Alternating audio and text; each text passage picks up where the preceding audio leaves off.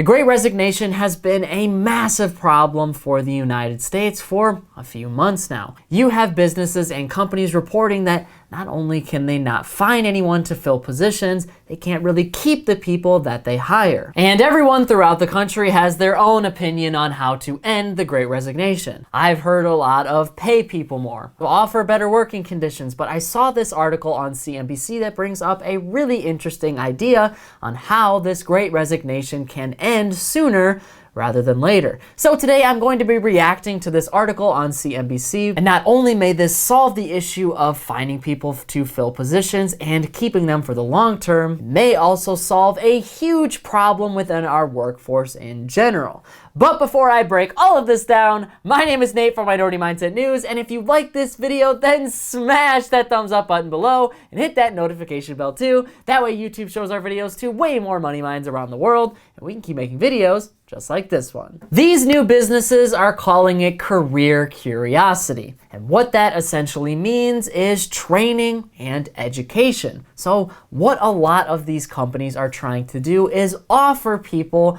a lot more training than they used to, and as people are staying at companies, keeping them educated for the long haul. Now, according to a lot of these businesses, this does two things. For one, it helps to attract new workers. So essentially, you are offering people this training and education as they come in. So if people don't have the necessary experience in order to fill a position, you just train them and you educate them so that they can do that position. This is a really interesting shift in workplace culture because a lot of the times when you get a job, you are expected to already have experience and education for that job. You have to know how to do everything right out the gate. But what companies are finding out, what's really more valuable is the right person that can be molded into a specific position. And it takes a lot of pressure off of applicants because they know that these businesses are going to train them. So what they need to focus on is being their best self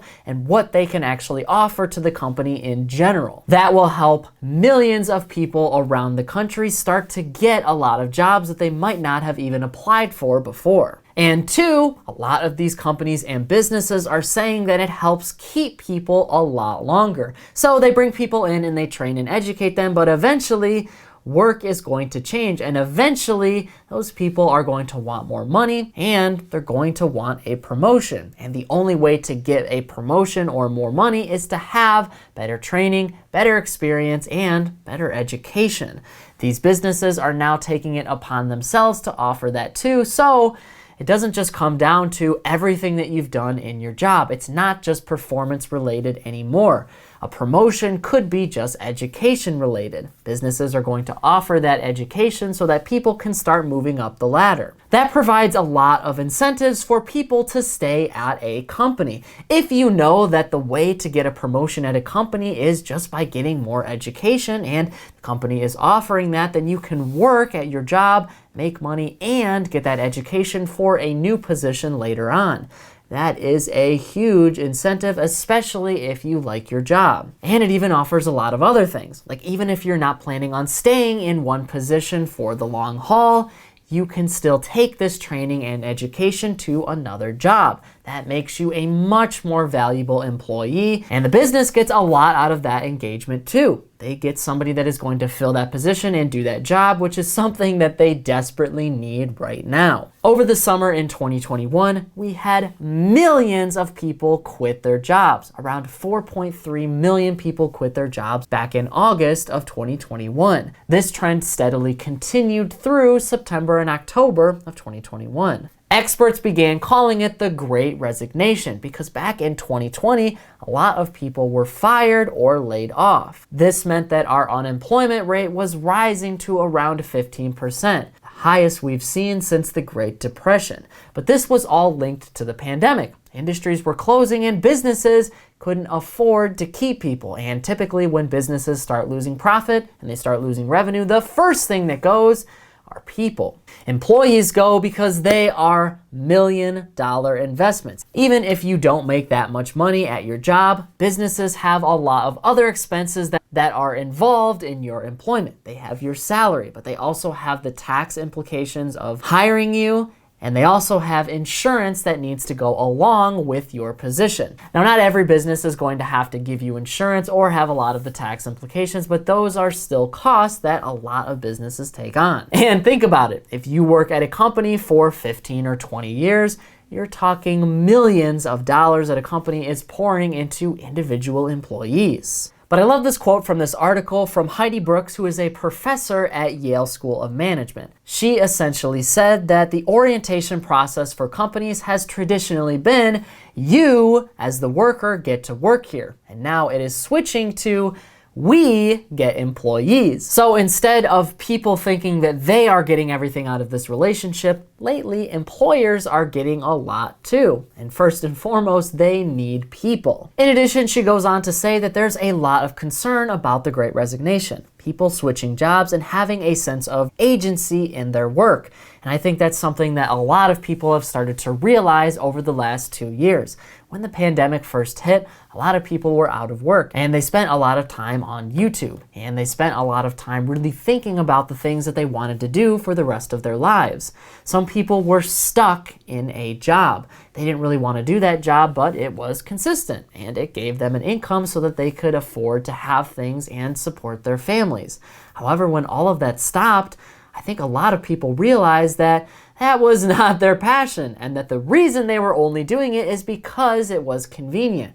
Now, people have a choice. They have a chance to restart their careers and do something that they absolutely love. They're putting passion before a paycheck, and I think that is a really cool thing. And a lot of people have been able to quit their jobs because of a lot of the economic stimulus that was coming out over the last 2 years and wage increases.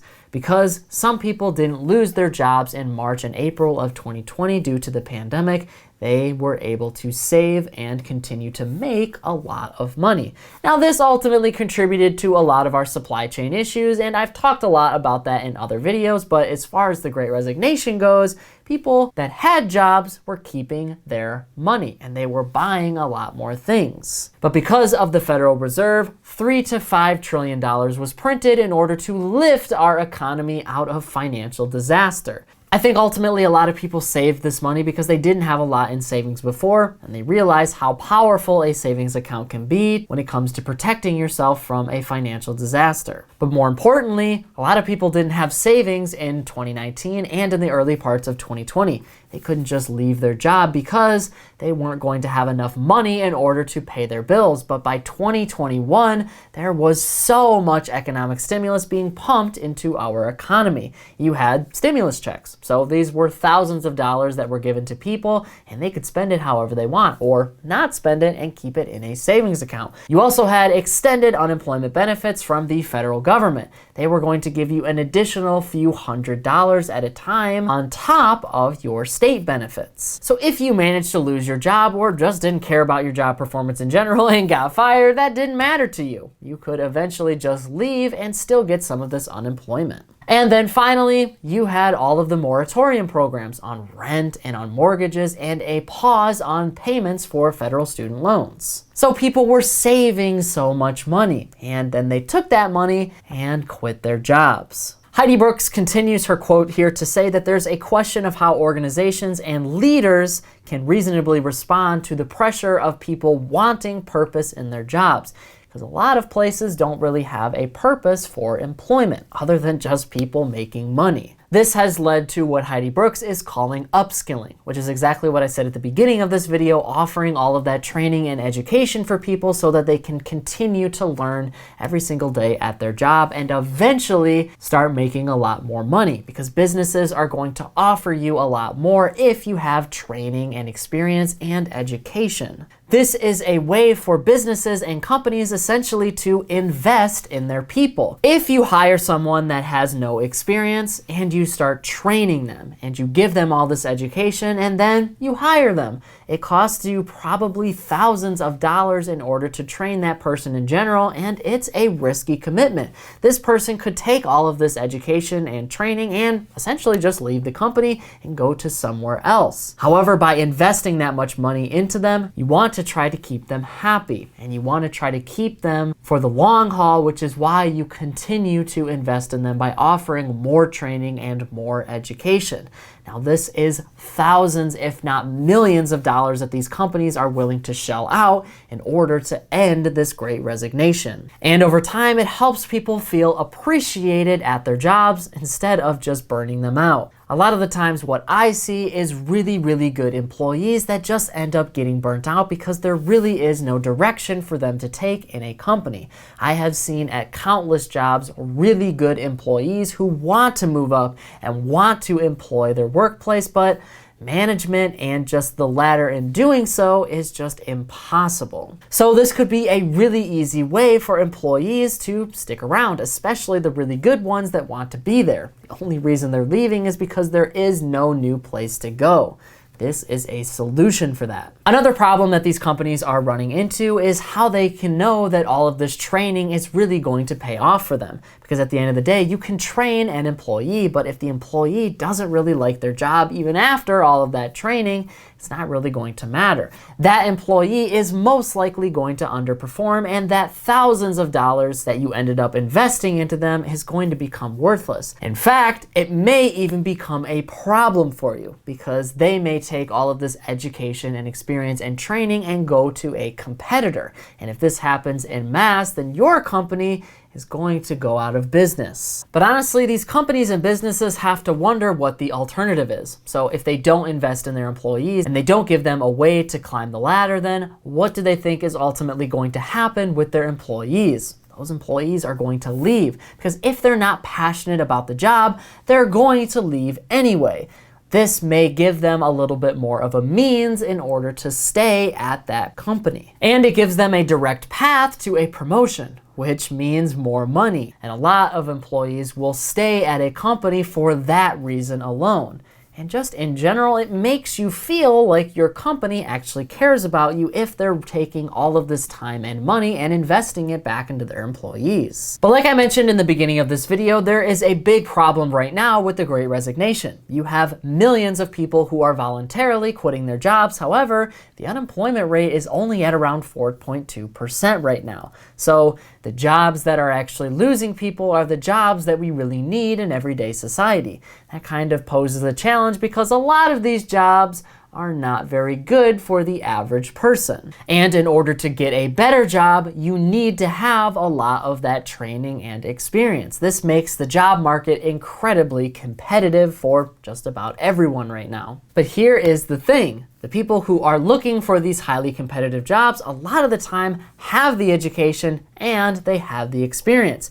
So where the competition comes in is actually from business to business and not person to person. Because people are looking for a lot more in a job, that means businesses are going to have to offer more too. They're going to have to offer more pay. They're going to have to offer better benefits, and they're going to have to offer better culture for people to get around. That has been something that businesses haven't really budged on for a long time. Traditionally, it was the businesses that had all of the power in the hiring relationship. If you didn't meet their very strict guidelines, you were not going to get that position. However, places now are willing to hire someone and then train them and give them that education and experience, even if they have none of that to begin with. And ultimately, I think this helps to solve one of the biggest problems that our economy and workforce is facing right now: automation and the future of technology. I absolutely love this quote from Heidi Brooks here. She says that it is less about where people work and more about what people are actually doing.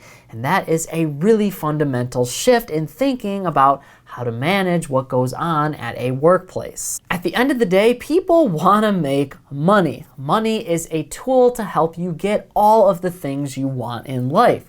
You can use money to buy back your time. The more money you have, the more time you ultimately have too. In addition, you can buy things the more money that you have. You can afford to have and live the lifestyle that you want. But the issue is, people can go anywhere in order to make money. They don't have to stay at a certain position and they don't have to work in a certain industry. This is why recruiters will see resumes that have people jumping from career to career and even industry to industry. People are just out here trying to make money. But in order to really keep them in a career and a position, you kind of have to offer both money and passion. That is exactly where automation plays a key role here, because over the last decade or so, automation has started to take over our workforce. And the Great Resignation is kind of speeding up that process because companies are starting to realize that people are not going to fill these positions anymore. They don't want to work a lot of these grueling jobs that honestly offer nothing more than a paycheck. And it's hard to keep people in those positions because all they offer is a paycheck. And a person can get a paycheck just about anywhere. So a lot of these companies are realizing that they're going to create robots that can do the exact same job. And a robot can't quit, and a robot doesn't need a raise year after year. All a robot needs is maintenance. So almost every single day, we're starting to see positions eliminated in just about every industry. And what companies and people are now looking for is creativity and something that inspires them and really makes them want to earn a living. People almost want to feel like they're not at work when they're at work. They want to do things for a company and they want to help the bottom line, but not at the expense of their own bottom line. And that has led to what this article calls the great decentralization of work, which I think is an awesome term to describe how people are interacting with workplaces in today's culture. In the 40s, 50s, 60s, and 70s, and even into the 80s and 90s, people had traditional paths. You could essentially go to high school and then get a really high-paying job in a factory or another one of these traditional industries. Of course, some people went to school and went to higher education in order to get a different job. But the vast majority of Americans simply did not do that. But we also have a generation of Americans that were able to become wealthy from a lot of these traditional jobs. This is because a lot of these jobs were available and America was starting to build. We needed people to make vehicles and we needed construction workers to build America's infrastructure. These were high-paying jobs, and even today, those types of jobs pay well. However, these jobs are starting to disappear. And the reason for this is because nowadays, pretty much anyone can make a career out of anything. You don't have to go to a big company and work 50 years at it in order to retire and get a paycheck anymore. Instead, you can take your creativity and your skills and sell something or make something, and actually build a career around yourself. YouTube is a great example of this. You can have a skill or you can have an idea and education on something and simply just record yourself doing so and you can actually make a living from that. That is something that has only existed in the last 10 or 15 years or so. People weren't doing this in the 90s. This is brand new. And it's not just YouTube. Technology has exploded, so people are working in tech fields or they're working in the video game industry. There are so many new jobs and new industries that people just didn't have access to 100 years ago. People are starting to realize that, which has directly fed this great resignation problem. And it's only going to continue to grow bigger as time goes on. And either way, companies and people are going to have to adapt to this new change. Now, I'm not saying that just because people are looking for creativity, they're looking for better pay, companies should automatically give them that. What I'm saying is people need to understand their individual value. It's going to be different for every single person in our society, but understanding your inner value means that you know exactly what you can offer to a company or to people online. Having a voice and understanding your value means that you are more than just a body in a seat and a number on a spreadsheet. You are somebody that can actually provide something to a company and give them something no one else can. So will career curiosity and upskilling actually end this great resignation? Well, I think it can definitely help. There's a lot of really good things that I like about it and a lot of things that I think companies need to be very careful of. But either way, creativity and education is going to be the key to the future of our workforce. That's not something that you can ignore, and I think companies and individuals are starting to realize that. But now I want to hear from you on this issue. What do you think about career curiosity and upskilling? Do you think that this is a great way for employers to actually find and keep people for the long term? Or do you think that it is only going to hurt employers and businesses down the line? In addition, what do you think in general about our Great Resignation? Do you think there is a solution that is as easy as just pay people more or offer better benefits in order to end the Great Resignation? Or do you think that society in general is moving more towards creativity and automation rather than a lot of traditional industries? Whatever your thoughts are, leave a comment below before you go. But that is it for today's business and financial news breakdown. Thank you so much for watching. If you liked this video, make sure to hit that subscribe button below. Keep hustling, money minds, and I'll see you all in the next one.